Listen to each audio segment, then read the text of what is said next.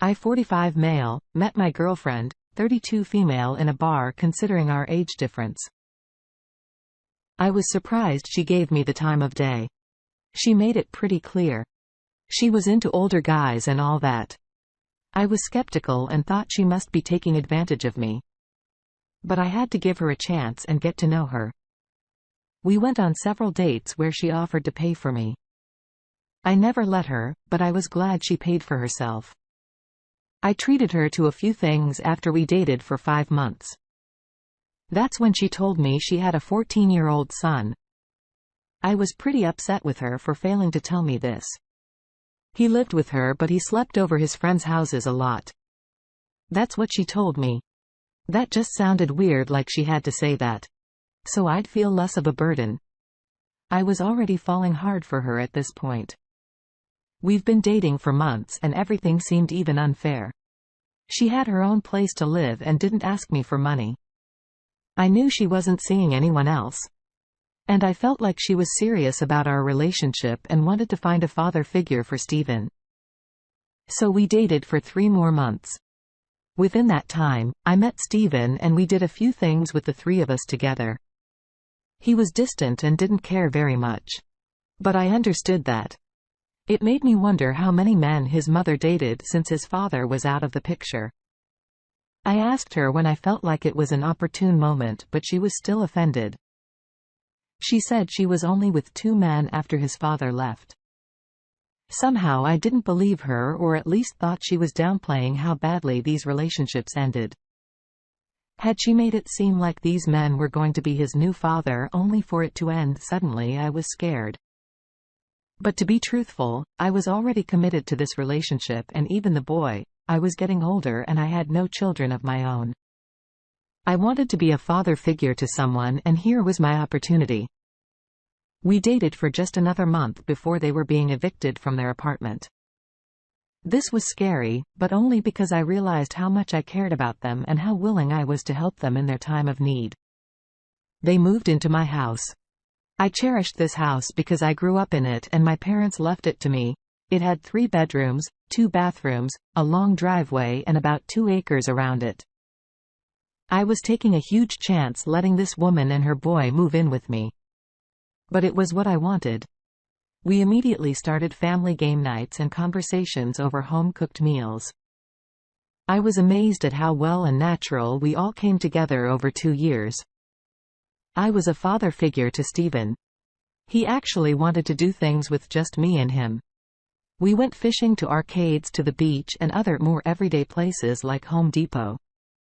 I taught him as much as I could when it came to home repairs and fix-it projects. His mother and I had a great relationship consisting of communication, laughter, and lovemaking. About a year after they moved in, she started going out with friends from work while I watched Steven. I should have checked her phone every once in a while or something. I thought it would be weird to ask, even though I saw some sheepish behavior on her part. Her phone was like her lifeline.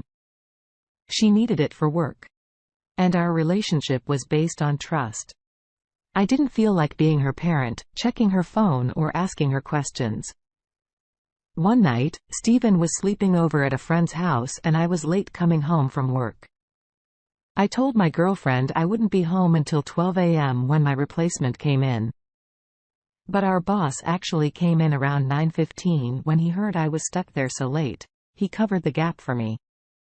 I was relieved and happy on the way home to surprise my girlfriend in an empty house. When I arrived, I unlocked the door and walked inside to find my girlfriend and AP frantically dressing in the living room. The couch bed was pulled out and they were halfway through watching a movie. My girlfriend just kept cursing and told AP to leave so she could talk to me, hoping that would make me let him go peacefully. I did, because all my anger was towards her.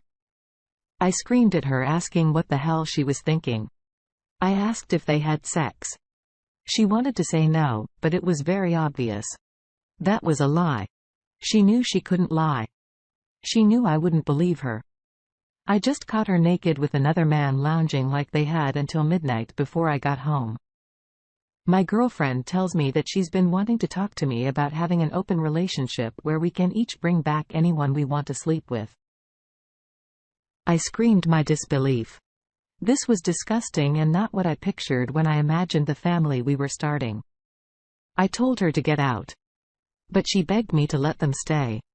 I told her I didn't say anything about Stephen leaving. She was very upset and told me she wouldn't allow her son to stay here without her. I asked her why she was so selfish enough to cheat on me. Selfish enough to want to have sex with more men, and selfish enough to bring her son out onto the streets with her when she knew she could trust me with him, and he'd be safe. Well, it felt like my words struck her, but she insisted she was going to pick him up the next day when he got back from his friend's house in order to get her out. I agreed. But when he came back after his mother was gone, I told him what was going on. He said he wasn't surprised, just upset because his mom did this before she came to pick him up. But he returned to me. A day later, he said his mom already moved them in with another man. So he ran away. It only took her a day to move into a stranger's home over dinner. I asked Stephen how many men his mother dated after his father was out of the picture. He was saddened and told me his mom was with a lot of guys. To keep a long story short, his mom tried to come back for him. But I went through a legal process to prove she was an unstable and a poor parental figure. Her son was old enough to choose who he wanted to live with, and he chose me. They don't have a relationship to this day, and it's not because I won't allow it. It's because Stephen hasn't felt like returning her calls or Facebook messages, as terrible as this relationship turned out to be with all the emotional pain and needless torment. I'm glad it happened. I'm glad I was strong enough to take a chance and try to become the man they needed in their life. It worked for Stephen, but not his mother.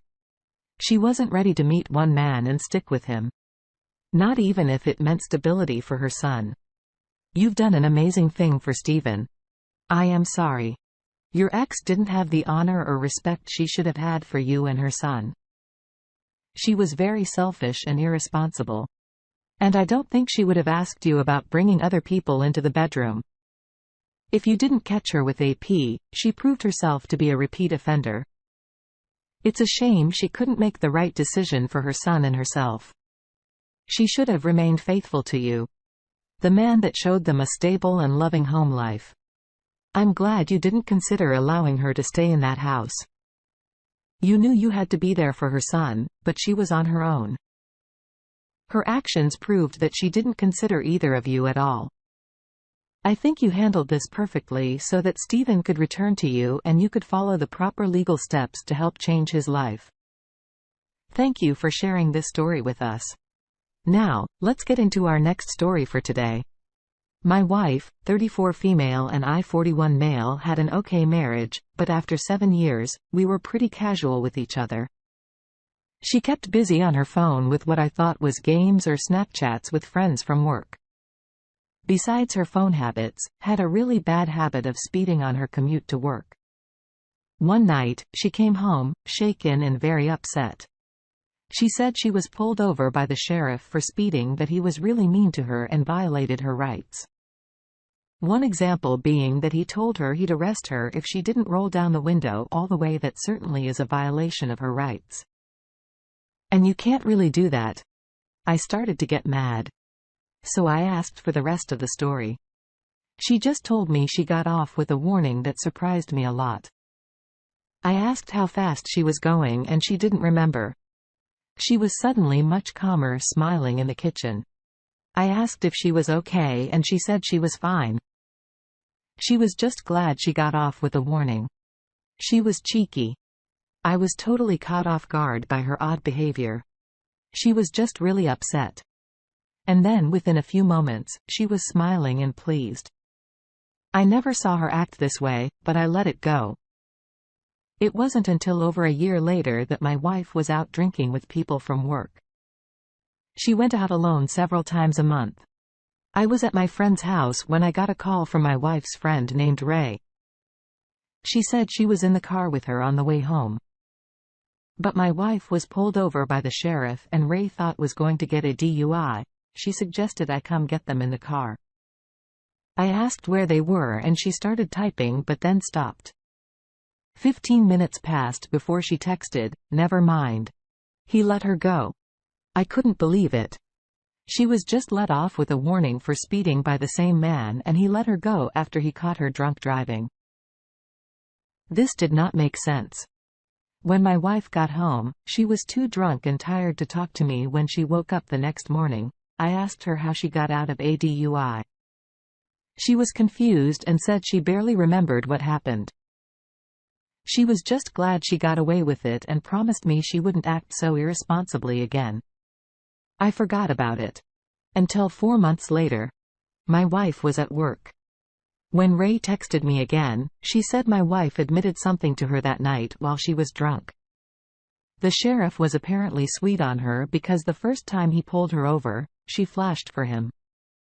I freaked out. I asked her if she was joking or if she thought my wife was joking because I couldn't believe it. She replied saying that my wife seemed completely honest. When she was drunk and pulled over last night, he asked her to get out of the car and they walked all the way behind the cruiser. None of the 3 women in my wife's car could tell what was happening and they were too nervous to get out. My wife returned about 10 minutes later and everything was fine. She made her friends swear they wouldn't tell me or anyone because she liked the sheriff too. I had to sit down. I thought I wasn't going to survive this. All I could wonder was why was I not good enough? I felt horrible, stupid and betrayed. Her friend apologized and said she didn't tell me for so long because she didn't think my wife was still seeing the sheriff until last night. Now she was sure she was seeing him because she snapped her a photo of them cuddling in his bed. My wife told her he was an amazing lover and she couldn't resist sharing her happy secret with her. Obviously, she still didn't want Ray to tell me, but she knew I deserved to know the truth. I asked her to send me the snap she sent and she just so happened to take a screenshot of it. I thanked her and hung up. I drove to my wife's workplace straight past the receptionist right up to her cubicle to yell that she cheated on me with the sheriff. She screamed, "No," and started whispering to try to get me to talk quieter. I backed up yelling, announcing I had proof that she slept with the sheriff. She just stood there turning red. She fidgeted, folded her arms, then grabbed her stuff and left the building. I felt great as I followed her in the gaze of all the people she worked with outside. We had a giant fight where she tried to say I embarrassed her at work. When I didn't have to do that. I said she deserved that and worse and showed her the photo, her face twisted until she covered it with her hands. She sobbed. I left her there and went to the police station showing them the photo. Then the sheriff came out. I showed him the photo and told him I planned to do everything within my power to pry that badge off his chest. All it took was an internal investigation with a look at the body cam footage of the stops with my wife. His hands could be seen cupping her chest before he remembered to turn off the camera. He was not expecting to get caught. He was fired and charged with misconduct. My photo proved she was sleeping with him. So in the divorce, she was ordered to pay me alimony and move out of the house. It was a huge relief the whole time during our separation and divorce. My wife swore she didn't even want to be with the sheriff. She said she did it to get out of jail time and had to keep doing it. So he wouldn't pull up old evidence and arrest her. She found out shortly after moving in with somebody that she was pregnant with his child. She had a lot of growing up to do really fast. Summarizing this story doesn't really explain how hard it was to stay strong and optimistic. I'm still skeptical of dating or trusting anyone. I am so sorry your wife did this to you.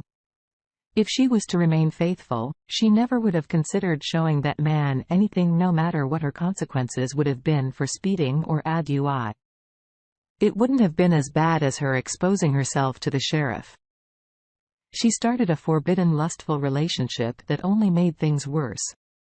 It doesn't surprise me one bit that she had trouble ending this affair because there's always a chance the sheriff would threaten her for more. Both of them are terrible and selfish without consideration for others, respect or pride for the role they were meant to take on for themselves and their loved ones. I'm relieved that you discovered the truth even though it didn't come to light for a while. You understand what a relationship takes. And so you understand that your wife failed you. Divorce and a fresh start is the right path to take. Although it will feel difficult and like it's worse than simply forgiving her, forgiveness isn't easy and usually more often than not relationship issues. Follow. This is your chance to find a woman who understands what it means to be married, respectful and faithful. Thank you all for taking the time to listen to today's stories.